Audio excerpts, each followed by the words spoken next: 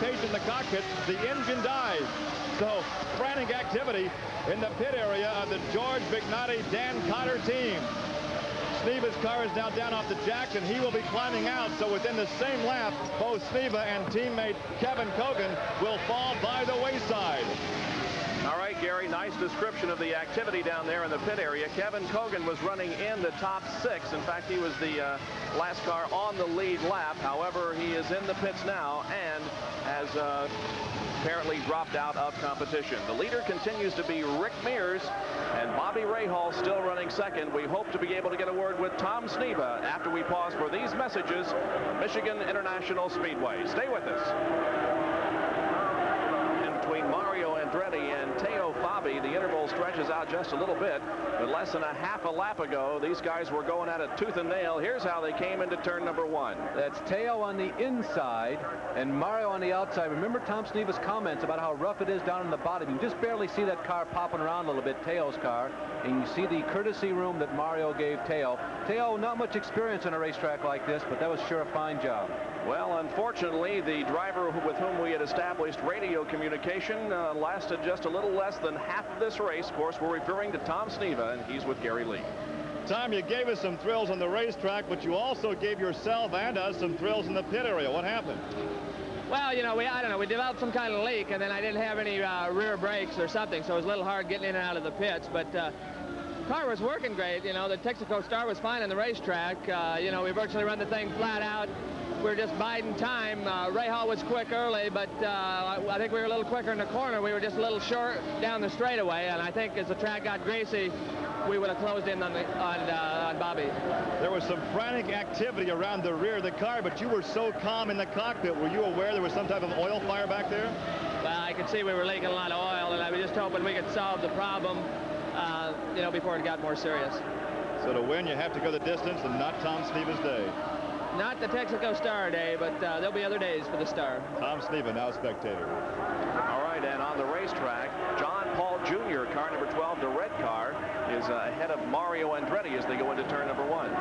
He just passed Mario through the tri-oval a lap ago. Now, John Paul somehow, in the scramble of the pit stops between laps 30 and 35, came up a lap short. Kart scoring is showing John Paul Jr. 1 lap down to the 5 cars that are on the lead lap. Remember that John Paul won the last time they were here. And at about the same time that Tom Sneva dropped out of the race, so did his teammate, Kevin Kogan.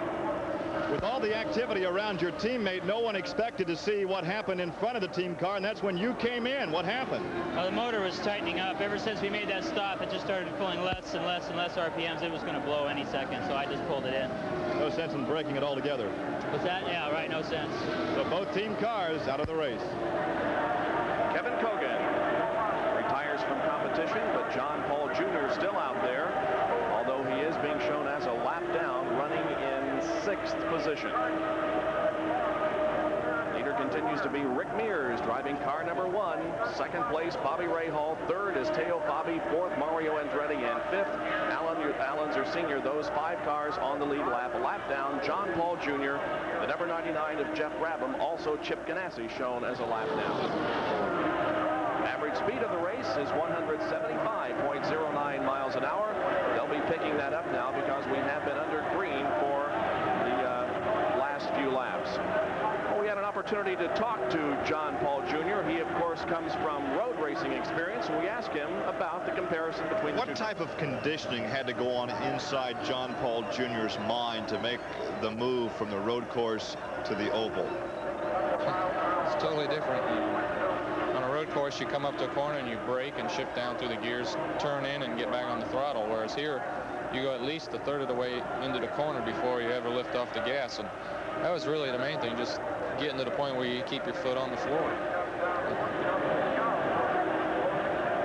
Bob, he indicated to us that even at this point, after the 500-mile victory earlier in the year, he's just a little bit apprehensive running here, although certainly not enough to slow him down. You have to kind of keep in your mind and be aware of the consequences and respect it. You know, he's brought a lot of new things to IndyCar racing, even his uniform. His uniform is produced by a company called Bass Uniforms. He's a New York tailor who would like to break into Indianapolis car racing. Now, there's our leader. And Gordy Johncock, an interesting story. Yes, I think so. Rick wasn't running all all that well the first part of the race, but when they come in for the pit stop, they must have made some kind of adjustments. You know, they have communications back and forth on the radio, and Rick must have asked for some adjustments, and now he's running out in front, and he's giving Ray Hall a rough time, where at the first part of the race he couldn't stay anywhere near Ray Hall. Rick Mears, of course, a three-time CART PVG IndyCar World Series champion in 79, 81, and 82. However, this year hasn't been all that great for him, although he is in 4th position in the CART standings at this time. His best finishes this year: a 3rd place at Indianapolis, a 3rd at Milwaukee, and also a 3rd at the Pocono 500. He finished 4th at the Michigan 500 here earlier this year, and of course, you remember he was battling with John Paul Jr. into turn number 3 on the final lap when Rick lost control or something broke on the car, sending him into the retaining wall. Well, Bob, last night you and I ran into Rick and his former teammate Kevin Kogan at dinner. They were dining together, and I was kidding Rick, saying that, gee, you really ought to have him covered, Rick, because the PC-10, and this is last year's car they're running here this week at Michigan, ought to know its way around this racetrack without you even driving it. Well, he said, I don't know that we're exuding that much confidence, and he bristled a little bit, but I'll tell you, the 10 looks pretty good right now, and things are looking good for Rick. 62 laps have been completed. Let's review the top 8 positions for you. Rick Mears, the leader. Bobby Rahal, 2nd. Teo Fabi, 3rd. Mario Andretti, 4th. 5th place, Al Unser Sr., then John Paul Jr. 7th is Jeff Brabham, and in 8th position, Chip Ganassi. All the action Saturday, September 24th, beginning at 7:30 Eastern Time and 4:30 Pacific Time from the Ice World in Totowa, New Jersey. Jim Simpson and Al Bernstein bringing you all the excitement of Saturday night at the fights. We are at Michigan International Speedway this afternoon for running of the Detroit News 200. You know, earlier we asked the drivers what or who they were afraid of. Well, a little bit different angle this week. We asked them, who is your hero? Al Unser, your hero. My hero? Well, I would probably say the President of the United States, because I wouldn't want to be in his shoes. Well, I've always admired politicians that can stand up to really high public stress, and I think somebody like Kennedy I admired a lot when I was a kid. Well, I don't know. I enjoy a good laugh once in a while. It's kind of hard to make me laugh, and probably Walter Matthau. I think anytime that guy doesn't have to do anything, all I got to do is look at him, and he cracks me up. So. I've got 3 of them. They're Magic Johnson, Rocky and Bullwinkle, and Larry Newber. Actually, Larry Newber is one of my Jonathan Winters. Who's your hero? You are. What we did not see was the gun that Larry Newber was holding to the guys' heads. Now, wait a minute. I think it's only fair to point out that I am undefeated in media races. After one race. Well, 1 for 1 is undefeated. I also think it speaks well for the power of that microphone, doesn't it? On the racetrack, a good race out here between Pete Halsmer and Tony Bettenhausen. Pete Halsmer showing the way there in that red number 66. Right behind him, Tony Bettenhausen Jr. And the leader, Rick Mears, comes into the pit. So does 2nd place Bobby Rahal. So the last of 2 pit stops being made here on the 68th lap. Both of the Penske cars are in. Behind Rick Mears, who we are watching right now, is his teammate Al Unser Sr. Work also being done on the Bobby Rahal car just in front of Rick Mears. A good stop for Rick, 16.5 seconds, and he's back out on the racetrack. Work still being done on the Bobby Rahal car. Now he moves out, and so they're going to fall into position just about the way they were before they came in for their stop.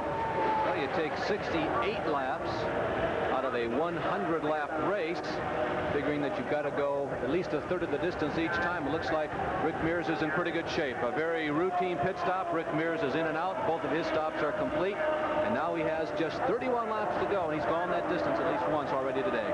All right, Tony Bettenhausen did make the pass on Pete Halsmer down the backstretch as we were watching the Rick Mears pit stop, and Tony moves into 8th position. Nice move there on the low side of the racetrack in turn 3 by Tony. Well, for Pete Halsmer, he's very happy to still be on the racetrack at this point in the race. They've had a lot of hard luck lately. Yes, and if you notice on the pit stops again, Rick Mears got a big jump on Ray Hall. Ray Hall had a slow pit stop again for the 2nd time in a row, and Mears is way out in front of him now, where they were only just a second or 2 apart, but he's got a big advantage on him now and a long ways to go to catch him in 30 laps. Gordy, don't you think that Ray Hall must have a gearbox or perhaps some type of shift linkage problem? It's pretty unlikely that Bobby would have that much trouble 2 consecutive stops. Well, it's possible unless the engine's not tuned just right. If your engine's not tuned just right and it lugs down to start with, you can have a serious problem getting out of there. And he's had some kind of problem today doing that every time. On the racetrack, a battle for second position here, Mario Andretti and Rick Mears. Now, the leader of the race at this point is Teo Fabi, but he has not made the pit stop. There is Rick Mears going to the low side of the racetrack and moving into second position, passing Mario Andretti. Both Andretti and Fabi yet to make that second pit stop, and no, nobody can go the distance. In case you're home and watching, maybe this is one of the first IndyCar races you've seen. These cars normally can go 70 to 80 miles. This was a 200-mile race. They can go 70 to 80 miles on a full load of fuel. And now we see Teo Fabi, the fabulous, fabled Fabi, rumbling down pit road. So Teo makes his second and final pit stop of the afternoon, rolls that Skoal Bandit to a stop. Pit crew goes to work on it. They're going to be changing rubber, it looks like, on the right rear of the car, and looks like on the right front also, and the left rear also being changed, fuel being put in. Teo Fabi won at Mid-Ohio and also won the 500-mile race at Pocono International Raceway earlier this year. Going to be a not particularly good stop. It's going to be a 22.5-second stop, about 5 seconds more than it took Rick Mears to make his final stop. How nice, though, this year has been for the Forsythe racing team. You know, they came to IndyCar racing last year. They had Hector Frabake, the Mexican, as their driver for a while. Matter of fact, he won a race in a road course, and Danny Sullivan performed so well early in the season. It's a well-organized team. There are some very fine folks on a personal level involved with the Forsythe racing team, and a lot of people are happy with their success. So that moves Rick Mears into the lead once again, with Mario Andretti second and Bobby Rahal now in third position. Let's go to the pits for a comment from Gary Lee. To address a problem that, Gordy, you alluded to, yes, there is a situation developing in the Red Roof Inn car number 2 with Bobby Rahal. He is leaving the pit slowly because of a clutch that is slipping. So indeed there is a problem at the exit of the pit for Bobby Rahal. Well, yes, you could definitely tell there was a problem because the way he was getting out, and it could very well have cost him the race. 26 laps to go. 74 have been completed. There's Bobby Rahal on the racetrack, still running in third position. He's shown as about 10.5 seconds behind the leader, Rick Mears. Now, Rick Mears, this is pretty much his home racetrack and drives here quite a bit. Gordy, does that give him a decided advantage over the other drivers? Well, I don't think so. Not on a big racetrack like this. It would give a guy more advantage like Bobby Rahal at Mid-Ohio, really, on a road course. It takes a little more to learn a road course, I believe, than it does a place like at Michigan International here, because this is a pretty well flat-out racetrack. Your car's working well. You stay on the throttle and you go. 3 cars are on the lead lap, namely Rick Mears, Mario Andretti, and Bobby Rahal. Chip Ganassi, the driver of car number 20, is shown in 7th position right now, and those are the Gordon Johncock colors out there, as a matter of fact. Well, the colors look good, but I wish I was right there behind the wheel. Chip's been running a real steady race today. He hasn't been running all that quick, but he's had some good pit stops, running a good steady race, and if he stays together, he'll be well up there in the top 5, 6, 7, I believe so. Now running in 7th position out on the racetrack, and Chip, of course, from Pittsburgh, Pennsylvania. Last year here at this particular race, he started 17th and finished 16th, and in the Michigan 500 earlier this year, he started in 12th place and wound up in 8th position. Well, his best finish so far this year has been that 8th finishing position at Michigan. He really expected to only run about 5 or 6 races this year, but he's really been the only element of success, at least on a continuous basis, that Pat Patrick's racing team has had this year. It's been a pretty good season for Chip Ganassi. He currently ranks 20th in the point standings, and he's on his way to winning over $100,000. Chip has won $93,000 so far. It looks like well over 25 competitors as we look at Mario Andretti, who's been among the top 3 all afternoon. Looks like well over 20, maybe as many as 30 competitors will win over $100,000 this year in the Car PPG World Series for Indy cars. Mario Andretti was running in 2nd position, is in the pits for a stop. His second and final stop of the afternoon. The Timex timer keeps clicking off, and at about 21.4 seconds, the clock stops, and Mario Andretti moves back out onto the racetrack. I'll tell you, Gordy, if they ever run a 220-mile race, this guy's going to win it hands down. It looks like it by the fuel mileage is getting. But I might have one comment. If you want to know what a true pit stop is, you know, you time the driver from the time he goes by the start-finish line till he comes around and stops, till he leaves his pits, goes around and comes back again. The only thing they're timing, actually, is what the pit crew itself doing, not what the drivers do. That's very true.